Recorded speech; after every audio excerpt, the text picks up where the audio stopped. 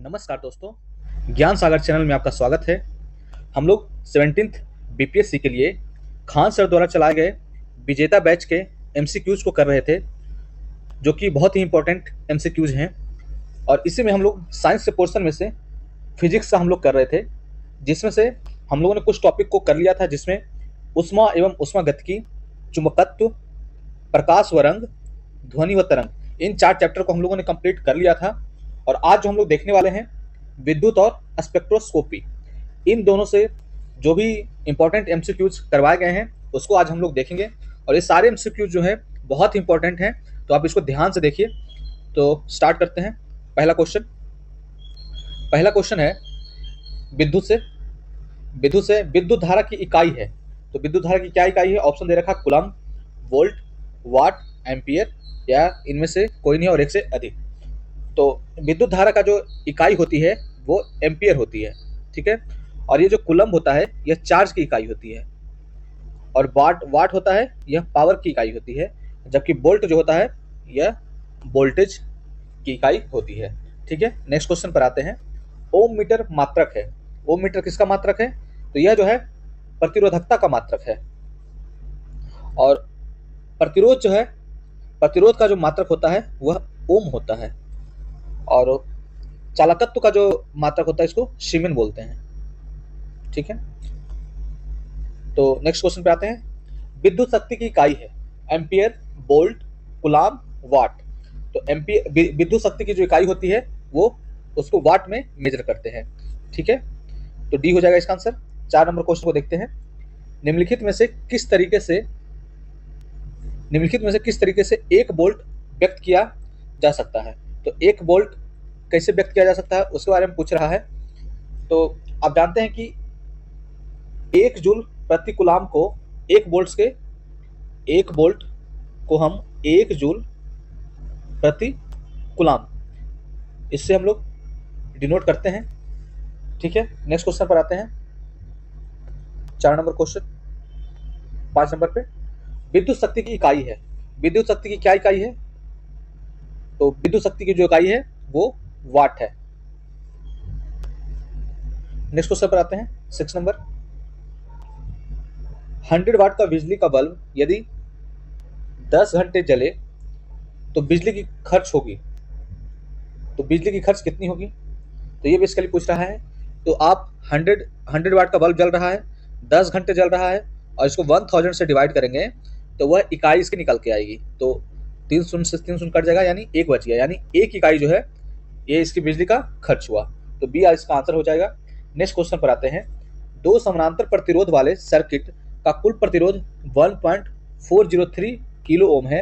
यदि एक प्रतिरोधक का मान 2 किलो ओम है तो दूसरे प्रतिरोधक का मान कितना होता है? तो आप जानते हैं कि श्रेणी क्रम में निकालने के लिए हम लोग R बराबर करते हैं R1 प्लस R2, ठीक है। जबकि अगर समानांतर रहता तो हम करते हैं 1 upon R is equals to 1 upon R1 plus 1 upon R2 plus 1 upon R3 जो भी रहता है, ठीक है। तो ये बोल रहा है समानांतर में है, तो समानांतर में 1 अपॉन R हो जाएगा, यानी इसका कुल जो दे रखा है 1.403 दे रखा है, और इसी तरह एक दे रखा है 2.1 अपॉन 2.0, और इसकी वैल्यू निकाल रही है। तो आप इससे इजीली निकाल सकते हैं, तो इसका मैं आप निकाल लीजिएगा, ठीक है। नेक्स्ट क्वेश्चन पर आते हैं। 8 नंबर। एक सामान्य शुष्क सेल में विद्युत अपघटय होता है। तो एक सामान्य शुष्क सेल में विद्युत अपघटय होता है, तो इसका ऑप्शन दे रखा है जस्ता, सल्फ्यूरिक अम्ल, अमोनियम क्लोराइड और मैग्नीज डाइऑक्साइड। तो शुष्क सेल में विद्युत अपघटय जो होता है वो अमोनियम क्लोराइड होता है, इसको आप याद रखेंगे। और इसमें ही जिंक क्लोराइड भी होता है। विद्युत धारा किस उपकरण से मापी जाती है? तो विद्युत धारा जो मापी जाती है वो एमीटर से मापी जाती है, और जबकि वोल्ट मीटर जो है इसको विभवांतर को हम लोग वोल्ट मीटर से मापते हैं, ठीक है। और पोटेंशियोमीटर जो बेसिकली होता है, ये पोटेंशियल मतलब कि एफिशिएंसी को यह दर्शाता है, और ये भी जो है विभवांतर को मापने के लिए पोटेंशियोमीटर का प्रयोग करते हैं। नेक्स्ट क्वेश्चन पर आते हैं। 10 नंबर। आमतौर पर सुरक्षा फ्यूज लगाने के लिए प्रयोग होने वाला तार किस पदार्थ का बना होता है? टीन का बना होता है, सीसा, निकेल, टीन और शीशे की एक मिश्र धातु। तो आमतौर पर जो सुरक्षा फ्यूज जो होता है वो टीन और पीबी प्लस लेड, मतलब टीन और सीसा, एसएन प्लस लेड का मिश्रित धातु बना होता है। तो डी इसका आंसर हो जाएगा। नेक्स्ट क्वेश्चन पर आते हैं। 11 नंबर, पंखे की रफ्तार किस पर निर्भर रहती है? तो पंखे की रफ्तार जो है वोल्टेज पर निर्भर रहती है। ये आंसर हो जाएगा कि वोल्टेज जैसा रहेगा जो पंखा की रफ्तार रहेगा उस हिसाब से चलेगा। ठीक है। विद्युत संचरण यानी ट्रांसमिट इलेक्ट्रिसिटी के लिए उच्च वोल्ट ग्रिड का उपयोग किया जाता है, जिसका कारण है, यानी बोल रहा है ट्रांसमिट इलेक्ट्रिसिटी के लिए हाई वोल्ट ग्रिड का उपयोग किया जाता है, उसका क्या कारण है? तो इसका जो कारण है यह प्रतिरोध को कम करता है, यानी विद्युत हानि को यह न्यूनतम करेगा, विद्युत हानि को न्यूनतम करेगा। ठीक है। तो इसलिए उच्च ग्रिड का प्रयोग किया जाता है ट्रांसमिट इलेक्ट्रिसिटी में। नेक्स्ट क्वेश्चन पर आते हैं। एक सुचालक को दूसरे चार्ज किए गए बिना संपर्क बनाए चार्ज करने गए सुचालक के पास लाकर की प्रक्रिया कहलाती है। तो यह जो प्रक्रिया कहलाती है प्रेरण कहलाती है, और इसको इंग्लिश में बोलते हैं इंडक्शन। इसको इंडक्शन बोलते हैं, इसको ध्यान रखिएगा। नेक्स्ट क्वेश्चन पर आते हैं। बिजली की खपत का बिल किसके मापन पर आधारित होता है? तो इसमें हमने ऊपर बताया था कि बिजली की जो खपत होती है वो वाट के आधार पर होता है। तो ये हो जाएगा इसका आंसर 14 का। नेक्स्ट क्वेश्चन आते हैं। 15 नंबर क्वेश्चन है। एक मकान में दो बल्बों में से एक दूसरे से अधिक रोशनी देता है, यानी चमकदार है। इन दोनों में से किस बल्ब में उच्चतर अवरोधक होगा? अवरोधक के बारे में पूछ रहा है। तो ऑप्शन है इसमें मंद रोशनी वाले बल्ब में, अधिक रोशनी वाले बल्ब में, दोनों बल्बों में अवरोधक समतुल्य होगा, रोशनी की तीव्रता अवरोधक पर निर्भर नहीं करती है। तो अवरोधक के रूप में जो होगा यह मंद रोशनी वाले बल्ब में जो है वो अवरोधक उच्च होगा। ठीक है, तभी वह मंद जलेगा। आप जानते हैं कि पावर इज इक्वल टू, मतलब पावर जो होता है वो प्रतिरोध के उल्टा होता है, पावर जो होता है वो प्रतिरोध के उल्टा होता है। तो ये इसको आपको याद रखना है। नेक्स्ट क्वेश्चन को देखते हैं। ट्रांसफार्मर का उपयोग निम्नलिखित में से किस उद्देश्य से होता है? ट्रांसफार्मर, तो ट्रांसफार्मर का जो उपयोग होता है, ऑप्शन दे रखा है प्रत्यवर्ती धारा को दिष्ट धारा में बदलने के लिए, दिष्ट धारा को प्रत्यवर्ती धारा में बदलने के लिए, प्रत्यवर्ती धारा विभव को ऊंचाई अथवा अपचाई करने के लिए। तो ये बिल्कुल सही है। ये जो है डीसी धारा को ऊंचाई अथवा अपचाई करने के लिए इसका प्रयोग किया जाता है ट्रांसफार्मर का। तो डीसी करंट जो है उसको हाई और लो करने के लिए ट्रांसफार्मर का यूज होता है। नेक्स्ट क्वेश्चन को देखते हैं। मोबाइल चार्जर होता है, तो मोबाइल चार्जर क्या होता है? मोबाइल चार्जर जो एक होता है एक अपचाई ट्रांसफार्मर होता है, यानी ये जो होता है यह स्टेप डाउन बोलते हैं इसको, स्टेप डाउन ट्रांसफार्मर। ठीक है। नेक्स्ट क्वेश्चन को देखते हैं। निम्नलिखित में कौन विद्युत खपत को बढ़ते क्रम में प्रदर्शित करता है? मतलब कम से ज्यादा की ओर हमें जाना है कि कौन सा किसमें जो है विद्युत खपत ज्यादा हो रही है। तो इसमें जो होगा इसका आंसर मैं बता देता हूं। पंखा में सबसे कम होगा, उसका फिर टेलीविजन में होगा विद्युत खपत, फिर विद्युत प्रेस में होगा, और इलेक्ट्रिक केटली में जो है यह मैक्सिमम जो है इलेक्ट्रिसिटी खपत होती है। तो सी नंबर इसका आंसर हो जाएगा। नेक्स्ट क्वेश्चन को देखते हैं। प्रत्यावर्ती धारा किसके लिए उपयुक्त नहीं है? प्रत्यावर्ती धारा किसके लिए उपयुक्त नहीं है? तो यह जो ऑप्शन दे रखा है, स्टोरेज बैटरी को चार्ज करने हेतु, इलेक्ट्रिक मोटर चलाने हेतु, विद्युत शक्ति संचारण हेतु, इलेक्ट्रिक टोस्टर को गर्म करने हेतु। तो यह प्रत्यावर्ती धारा जो है यह स्टोरेज बैटरी को चार्ज करने हेतु उपयोग में नहीं लाया जाता है। इसमें मैं एक चीज आपको बताता हूँ 80 नंबर क्वेश्चन में, कि आप पहले देखते थे कि बल्ब का जो प्रयोग होता था, तो आप जानते हैं कि अभी जो एलईडी जो बल्ब यूज हो रहा है इसमें कम इलेक्ट्रिसिटी खपत होती है। और अगर आप इसको सजाएंगे कि जैसे बल्ब का जैसे जैसे विकास हुआ है, तो एलईडी से ज़्यादा होती थी एलसीडी में बिजली खपत, और एलसीडी से ज़्यादा होती थी सीएफएल में, और उससे भी ज़्यादा होती थी ट्यूबलाइट में, और उससे भी ज़्यादा होती थी बल्ब में। तो ये भी आप हो सकता है, ये भी क्वेश्चन कभी पूछा जा सकता है, तो मुझे ध्यान आया तो मैंने ये बता दिया। ठीक है। नेक्स्ट क्वेश्चन पे आते हैं। नेक्स्ट क्वेश्चन है। एक तार में बहती विद्युत धारा एवं विभवांतर प्रत्येक को 2 गुना बढ़ा दिया जाए तो विद्युत शक्ति क्या हो जाएगी?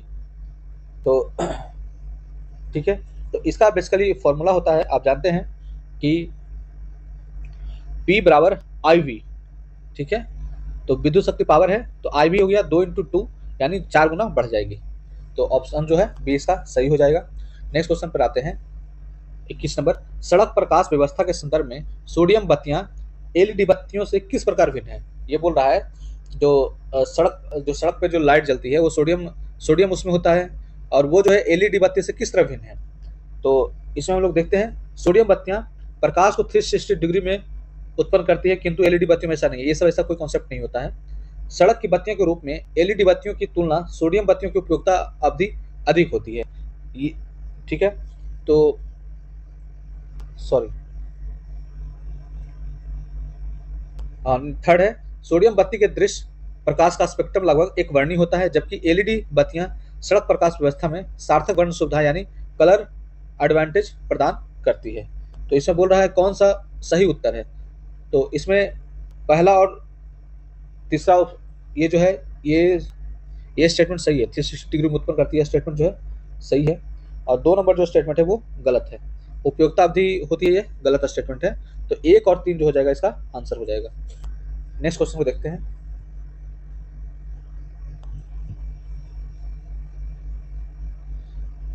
विद्युत बल्ब के अंदर कौन सी गैस होती है। तो विद्युत बल्ब के अंदर जो होती है वो आर्गन होती है। आर्गन इसमें भरी जाती है। तो ऑप्शन देख लीजिए, इसमें ऑक्सीजन, वायु, कार्बन डाइऑक्साइड। तो आर्गन नहीं दे रखा, तो उपयुक्त में से कोई नहीं आंसर हो जाएगा। फ्लोरेसेंट ट्यूब यानी प्रतिदीप्त बल्ब में कौन सी गैस भरी जाती है। तो फ्लोरेसेंट ट्यूब में जो है बेसिकली यह मरकरी और नियॉन भरी जाती है। मरकरी और नियॉन भरी जाती है, यहाँ पे ध्यान रखिएगा। नेक्स्ट क्वेश्चन पर आते हैं, सामान्य ट्यूब लाइट में कौन सी गैस होती है। तो सामान्य ट्यूब लाइट में जो होती है, ऑप्शन देख लेते हैं, आर्गन के साथ सोडियम वेपर, नियॉन के साथ सोडियम वेपर, आर्गन के साथ मरकरी वेपर, नियॉन के साथ मरकरी वेपर। तो हमने ऊपर देखा मरकरी के साथ नियॉन वेपर, और सॉरी इसमें बोल रहा है समान ट्यूबलाइट में, सॉरी ये समान ट्यूबलाइट में बोल रहा है, जबकि यहाँ फ्लोरेसेंट ट्यूब में बोल रहा था। तो समान ट्यूबलाइट में जो होता है यह आर्गन के साथ होता है मरकरी वेपर। तो सी नंबर इसका आंसर हो जाएगा। नेक्स्ट है 25 नंबर, मानव शरीर शुष्क के विद्युत प्रतिरोध के परिमाण की कोटि क्या है। तो मानव शरीर के विद्युत प्रतिरोध के परिमाण की कोटि क्या है। तो यह जो कोटि है 10⁴ ओम है, या इसको 10⁵ ओम भी रहता है, तो इसको भी आप सही मानेंगे। नेक्स्ट क्वेश्चन पर आते हैं, विद्युत उपकरणों में अर्थ का उपयोग होता है। विद्युत उपकरणों में अर्थ का उपयोग होता है किसके लिए।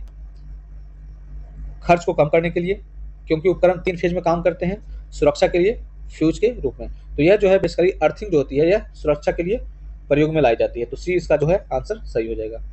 नेक्स्ट क्वेश्चन पर आते हैं, स्टेटमेंट दे रखा है, नीचे कथन ए तथा कारण आर दिए गए हैं, अध्ययन करके सही उत्तर चुनिए। ठीक है, तो स्टेटमेंट ए दे रखा है, तड़ित चालक इमारतों को नष्ट होने से बचाते हैं।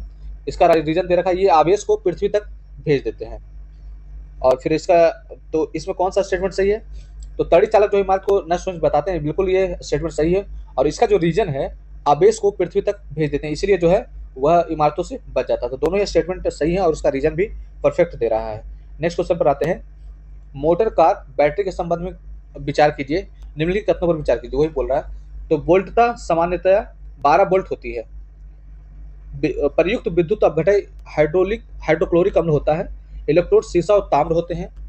धारिता को एम्पियर घंटा में व्यक्त करते हैं। तो उनमें से कौन सा स्टेटमेंट जो है सही है। ठीक है, तो इसमें जो होता है वोल्टता सामान्यतः 12 वोल्ट की होती है। तो ये जो स्टेटमेंट है ये सही है। और ये इसमें जो होते हैं 6 सेल होते हैं, 6 सेल होते हैं और 2 प्लेट लगाते हैं हर एक सेल पे, तो 6 दूनी 12 हो जाता है। ठीक है, तो ये आपको ध्यान रखना है। और ये प्रयुक्त विद्युत अपघटय के रूप में हाइड्रोक्लोरिक अम्ल का HCl का प्रयोग नहीं होता है, जबकि H2SO4 का प्रयोग होता है, और इसमें जल भी प्रयोग होता है। ठीक है, तो सेकंड स्टेटमेंट गलत हो गया। इलेक्ट्रोड सीसा और ताम्र होते हैं, तो इलेक्ट्रोड सीसा और ताम्र नहीं होते हैं, ये स्टेटमेंट गलत है। धारिता को एम्पियर घंटा में व्यक्त करते हैं, तो ये स्टेटमेंट सही है। धारिता को जो है एम्पियर घंटा में व्यक्त करते हैं। ठीक है, तो 1 और 4 इसका आंसर हो जाएगा, डी नंबर। नेक्स्ट क्वेश्चन पर आते हैं, निकल कैडमियम यानी NiCd बैटरी का उपयोग किस में होता है। तो निकल कैडमियम का जो प्रयोग होता है वो कैलकुलेटर में भी होता है, कार्डलेस इलेक्ट्रॉनिक उपकरण में भी होता है, ट्रांजिस्टर में भी होता है। तो इनमें से सभी में यह होता है। ठीक है, नेक्स्ट क्वेश्चन पर आते हैं, 30 नंबर क्वेश्चन है, 2 एक जैसे बल्ब को किस प्रकार जोड़ने पर अधिक रोशनी मिलेगी। तो देखते हैं, दोनों श्रेणी क्रम में जुड़े हैं, दोनों समानांतर क्रम में जुड़े हैं। तो अधिक अगर आपको रोशनी लानी है तो आपको समानांतर क्रम में जोड़नी होगी। तो स्टेटमेंट नंबर जो है 2 सही है, 2 से अधिक नहीं है, केवल 1 और केवल 2, तो केवल 2 जो है वो सही है। नेक्स्ट क्वेश्चन पर आते हैं। कुछ सुरंग में 100 वाट क्षमता वाले 5 बल्ब लगातार 20 घंटे तक जलाए जाते हैं, संपूर्ण विद्युत खर्च होगी।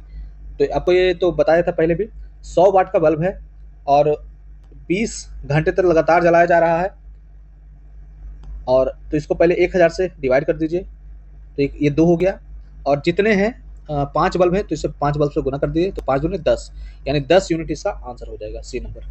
नेक्स्ट क्वेश्चन पर आते हैं। निम्नलिखित में से कौन सा उपयोग मुख्य रूप से कूलम्ब के नियम पर आधारित नहीं है? कूलम्ब के नियम पर आधारित नहीं है, इसमें कौन सा है वो आपको पता करना है। तो इसमें देखते हैं, पहला दे रखा है नाभिकीय बलों की समझ स्थापित करना, गुब्बारे को बिना ग्लू के दीवार पर लगाना, जेरोक्स मशीन का कार्य करना। तो नाभिकीय बलों की समझ स्थापित करना ये कूलम्ब के नियम पर ही आधारित है, गुब्बारे को बिना ग्लू के दीवार पर लगाना ये भी कूलम्ब के नियम पर आधारित है, जेरोक्स मशीन का कार्य करना ये भी कूलम्ब के नियम पर आधारित है, घरों की जो वायरिंग है, घरों की वायरिंग करने में कूलम्ब का नियम का प्रयोग नहीं होता है। आप जानते हैं Q1 into Q2 upon are square, ये आपको पता होगा, ठीक है। नेक्स्ट क्वेश्चन पर आते हैं।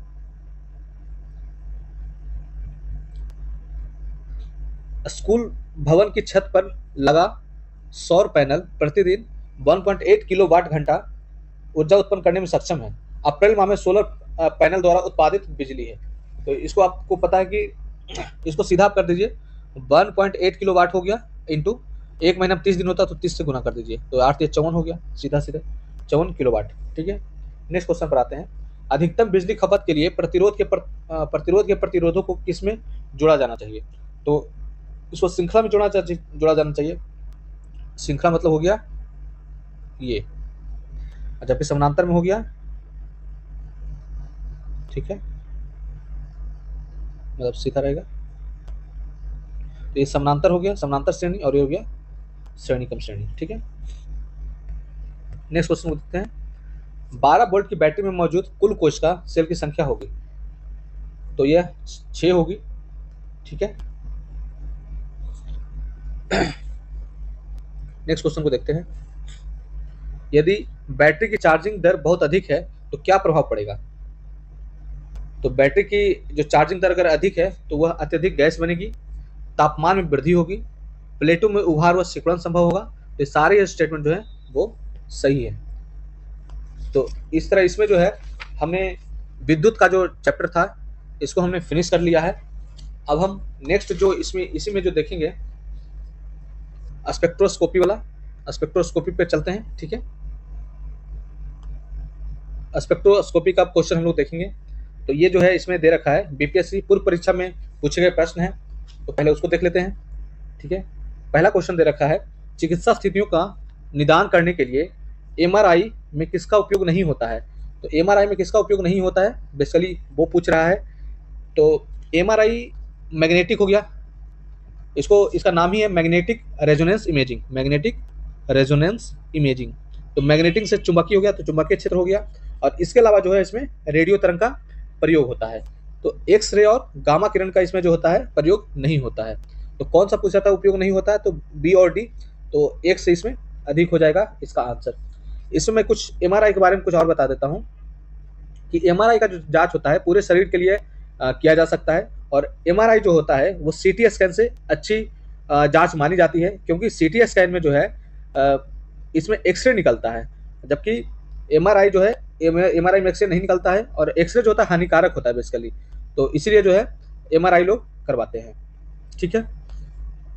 और एमआरआई जो है वह उत्तक कैंसर तक लेवल की यह जांच कर लेता है, ठीक है। उत्तक कैंसर भी होता है ना, तो उसकी भी वह पहचान कर लेता है, ठीक है। नेक्स्ट क्वेश्चन पर आते हैं। कॉस्मिक किरणें हैं, कॉस्मिक किरणें क्या हैं? तो कॉस्मिक किरणें जो होते हैं आप ध्यान रखिएगा, अनावेशित और आवेशित दोनों ही होते हैं, ठीक है, आवेशित और अनावेशित दोनों होते हैं। तो ऑप्शन जो है सी नंबर इसका सही हो जाएगा।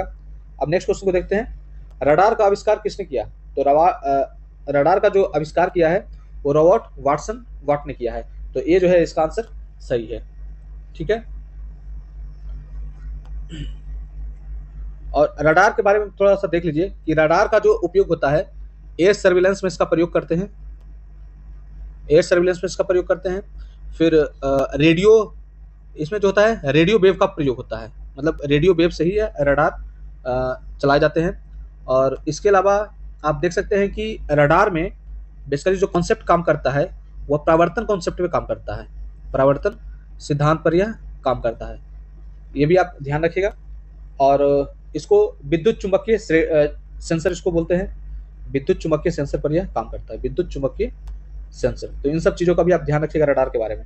नेक्स्ट क्वेश्चन पर आते हैं। नेक्स्ट क्वेश्चन है, स्विमिंग पूल में मनुष्य की त्वचा जल जाती है, तो इसका क्या कारण है? अवरक्त किरणों से, क्लोरीन के कारण, उष्मा के कारण, पराबैंगनी किरणों के कारण। तो स्विमिंग पूल में बेसिकली जो है क्लोरीन का प्रयोग किया जाता है, और क्लोरीन की ज़्यादा मात्रा होने से मनुष्य की त्वचा जो है जल जाती है। और क्लोरीन का प्रयोग पानी साफ करने के लिए बेसिकली इसमें किया जाता है। और क्लोरीन को ही इसलिए बोला जाता है कि कीटनाशी, इसमें जो होता है कीटनाशी गुण होते हैं, और यह जल को शुद्ध करता है।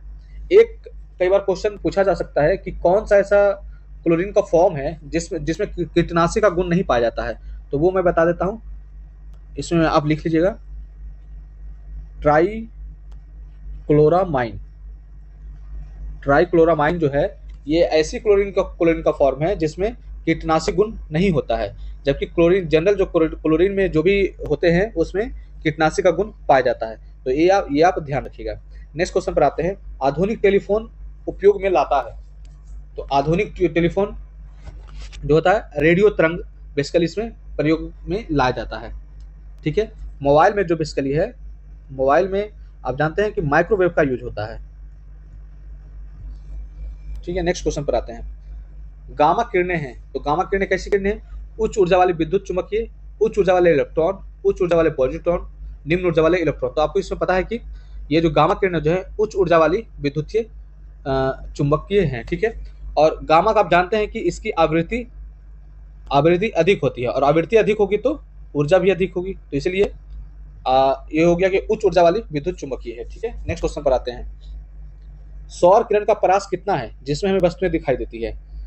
तो इसका जो परास है 400 से 700 नैनोमीटर है, और 100 से 400 नैनोमीटर का रेंज जो होता है वो अल्ट्रावायलेट का होता है, ठीक है। और विजुअल रेंज का अगर पूछेगा, विजुअल रेंज का, तो 400 से 8 जो होता है वो विजुअल होता है, 400 से 800 या 400 से 700, तो ये आपको ध्यान रखिएगा, ठीक। नेक्स्ट क्वेश्चन पर आते हैं, कौन सा विकिरण टेलीविजन के दूरस्थ नियंत्रण के लिए उपयोग में लाया जाता है? तो ये बेसिकली रिमोट सेंसिंग की बात कर रहा है, रिमोट कंट्रोल। तो रिमोट कंट्रोल में बेसिकली इंफ्रारेड का प्रयोग किया जाता है, किसका? अवरक्त किरण को ही इंफ्रारेड बोला जाता है, ठीक है। नेक्स्ट क्वेश्चन पर आते हैं, निम्नलिखित में से किसकी तरंग लंबाई सबसे अधिक होती है? ये आप याद रखिएगा, जो तरंग लंबाई सबसे अधिक होती है या रेडियो तरंग की होती है, बहुत क्वेश्चन ये पूछा जाता है, ठीक है। तो रेडियो तरंग आप याद रखिएगा कि किसकी लंबाई सबसे अधिक होती है, किस तरंग की? तो रेडियो तरंग की होती है। नेक्स्ट क्वेश्चन पर आते हैं, नेक्स्ट क्वेश्चन दे रखा है, ठीक है। अभी एनसीईआरटी पर आधारित कुछ प्रश्न है इसमें। निम्नलिखित युग्मों का अध्ययन कीजिए तथा असत्य युग्म का चयन कीजिए। प्रकाश तरंगे पदार्थों को खोजना, पारावैज्ञानिक किरणें नेत्र शल्य चिकित्सा, एक्स किरणें कैंसर कोशिकाओं को नष्ट करना, और उपयुक्त में से कोई नहीं। तो ये जो है गलत स्टेटमेंट पूछा, तो प्रकाश तरंगे जो है पदार्थ को देखने के लिए काम में आता है, सही है। पारावैज्ञानिक किरणें से हम लोग नेत्र शल्य चिकित्सा करते हैं, ये भी सही है। एक्स किरणें जो है कैंसर कोशिकाओं को नष्ट करता है, ये भी स्टेटमेंट सही है। सिर्फ एक्स किरणें जो है सिर्फ मतलब लॉस ही नहीं पहुंचाता है, कुछ फायदे भी पहुंचाते हैं, जिनसे कैंसर कोशिकाओं को नष्ट भी करता है, तो ये भी ध्यान रखने योग्य बातें हैं। सीटी स्कैन में प्रयोग किया जाता है, तो सीटी स्कैन में किसका प्रयोग है? मैंने पहले बताया कि सीटी स्कैन में जो है एक्स किरण का इसमें यूज होता है, तो एक्स किरण इसका आंसर हो जाएगा। और सीटी का जो फुल फॉर्म होता है वो कंप्यूटर टोमोग्राफी होता है, ठीक है, कंप्यूटर टोमोग्राफी, ठीक है। और कुछ इसमें देख लीजिए, मैं बताता हूँ कि सीटी स्कैन का जो उपयोग होता है वो हीरा उद्योग में होता है, इसको भी ध्यान रखने की बात है, हीरा उद्योग में काम आता है। और सीटी स्कैन भी शरीर के किसी खास हिस्से में सीटी स्कैन किया जा सकता है। और सीटी स्कैन का बेसिकली एक जगह और यूज देखा जाता है, जब एयरपोर्ट पे, जब इंटरनेशनल एयरपोर्ट पे जाते हैं तो वहाँ पे CTX का प्रयोग होता है। तो CTX पर का जो है ये इसी कॉन्सेप्ट पे हुआ आधारित है। उससे क्या होता है कि आप क्या सामान ला रहे हैं प्रॉपर, जैसे सोना लाते हैं तो आइडेंटिफाई जो होता है वो CTX से ही आइडेंटिफाई होता है। नेक्स्ट क्वेश्चन पर आते हैं। ठीक है, माइक्रोवेव ओवन के संदर्भ में असत्य कथन पर का चयन कीजिए। तो माइक्रोवेव ओवन की बात कर रहा है। सूक्ष्म तरंगों का उपयोग होता है इसमें। इसमें धातु के बर्तन का उपयोग सामान्य माना गया है। इसमें चीनी मिट्टी, पक्की मिट्टी के बर्तनों का उपयोग अधिक बेहतर होता है। यह अत्यंत सर्वसुलभ नहीं है। तो इसमें कौन सा स्टेटमेंट गलत है? तो आप माइक्रोवेव में कभी भी धातु के बर्तन का उपयोग नहीं किया जाता है, तो आप इसको ध्यान रखिएगा, धातु का बर्तन का उपयोग नहीं होता है, जबकि इसमें सिरेमिक और पक्की हुई मिट्टी का उपयोग होता है। ये भी सही है। सूक्ष्म तरंगों का उपयोग होता है और यह अत्यंत सर्वसुलभ नहीं है, सबके पास यह अवेलेबल नहीं होता माइक्रोवेव। ठीक है, अब नेक्स्ट क्वेश्चन पर आते हैं। निम्नलिखित में से किसकी तरंग दैर्घ्य सर्वाधिक है? एक्सरे की, दृश्य प्रकाश की, रेडियो तरंग की, अवरक्त तरंग की। तो इसमें से जो है इन सबसे मतलब ये जो है इन सब में बोल रहा है, तो इन सब में जो है रेडियो तरंग का होता है। ठीक है, तो रेडियो तरंग का होता है, आप इसको याद रखिएगा। पहले भी मैंने बताया कि रेडियो तरंग की जो होती है सर्वाधिक तरंग दैर्घ्य होती है, यानी तरंग लंबाई होती है। निम्न में किसकी तरंग दैर्घ्य सबसे कम होती है? अब इसमें कंफ्यूजन होगा कि नीला प्रकाश, गामा प्रकाश, एक्सरे और लाल प्रकाश। तो आपको इसमें ध्यान रखना है कि गामा किरण की जो होती है सबसे कम तरंग दैर्घ्य होती है। आप एक मैं इसमें आपको ट्रिक बताता हूँ। गाए अवीजू इंफ्रा मारे। तो ग से हो गया गामा रेज, ए से हो गया एक्सरे, अ से हो गया अल्ट्रावायलेट, सॉरी अ से हो गया अवरक्त, अ से हो गया अवरक्त, और वीजू से हो गया विजुअल रेज, इंफ्रा से हो गया इंफ्रारेड, और म से हो गया माइक्रोवेव। ठीक है, नेक्स्ट क्वेश्चन पर आते हैं। निम्नलिखित में से स्पेक्ट्रम का कौन सा क्रम बढ़ती तरंग दैर्घ्य पर के आधार पर सही है? तो सही पूछ रहा है। तो आप इसमें देखेंगे तरंग दैर्घ्य मतलब कम से ज्यादा की हो, तो सबसे कम जो तरंग दैर्घ्य होता है गामा किरण की होती है। तो आप देख लीजिए गामा, फिर एक्स, फिर पारावैंगनी। ठीक है, और फिर हो जाएगा दृश्य प्रकाश। तो बी इसका आंसर हो जाएगा। नेक्स्ट क्वेश्चन पर आते हैं। ऐसे विद्युत चुंबकीय विकिरण का चुनाव कीजिए जो रमेश के लिए खतरनाक है। तो इनमें से जो है कौन सा विद्युत चुंबकीय विकिरण जो है वो खतरनाक होता है?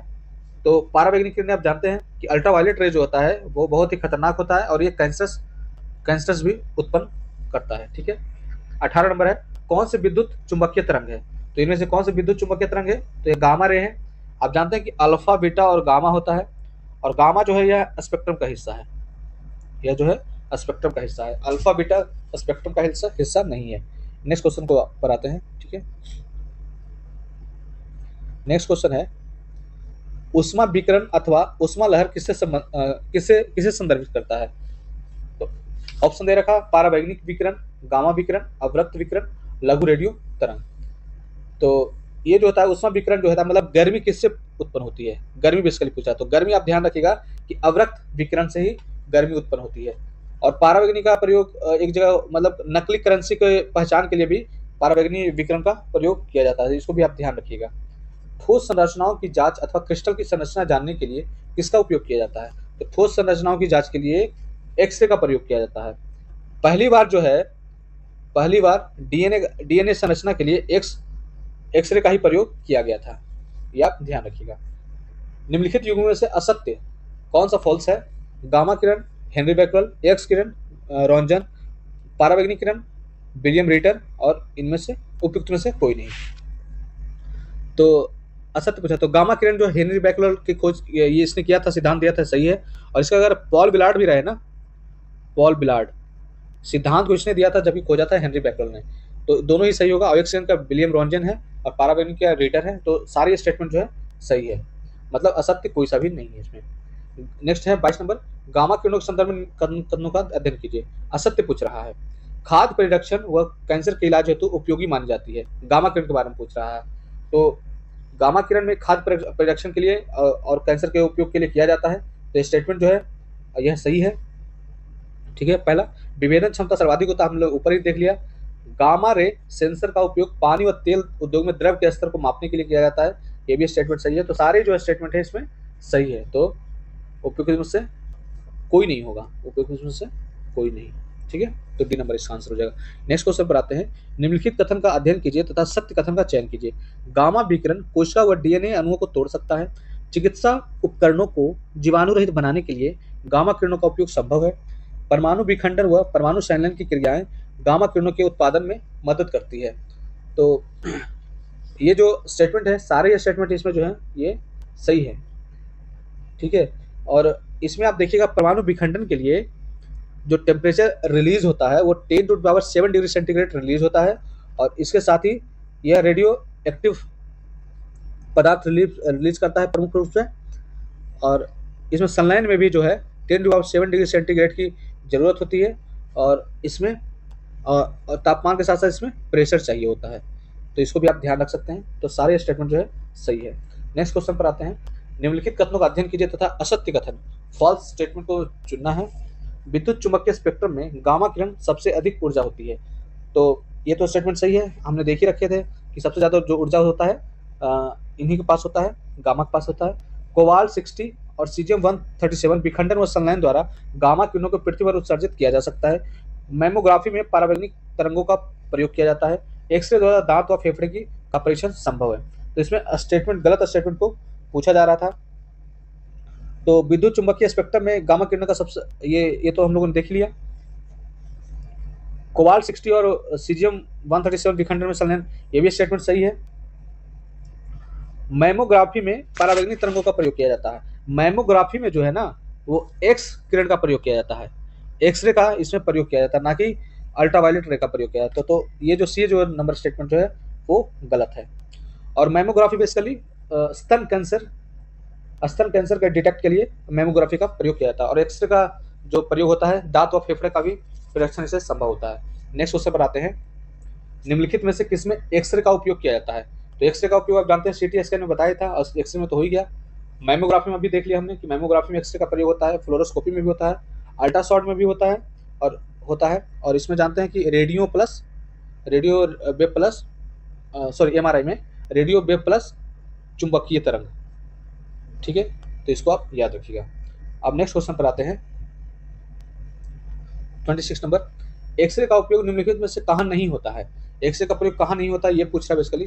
पहला स्टेटमेंट दे रखा है, निमोनिया टीबी की जांच तथा फेफड़े में कैंसर की जांच हेतु, पेट की जांच व आंतों में उत्पन्न रुकावट की जांच हेतु, दांत की जांच हेतु, गर्भ में पल रहे बच्चे की स्थिति का पता लगाना। ये तो ऐसे ही लीगल नहीं है, तो स्टेटमेंट नंबर ये जो है कहाँ नहीं होता, तो यहाँ पे नहीं होता है।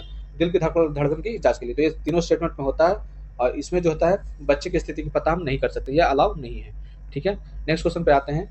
कौन सा परावैज्ञानिक विकिरण मानव शरीर के लिए सर्वाधिक हानिकारक माना जाता है? तो परावैज्ञानिक किरणें जो होती है 3 प्रकार की आप देखेंगे, ए, बी और सी। और सी जो होता है सबसे खतरनाक माना जाता है, मतलब अल्ट्रावायलेट यूवीसी बोल सकते हैं इसको आप।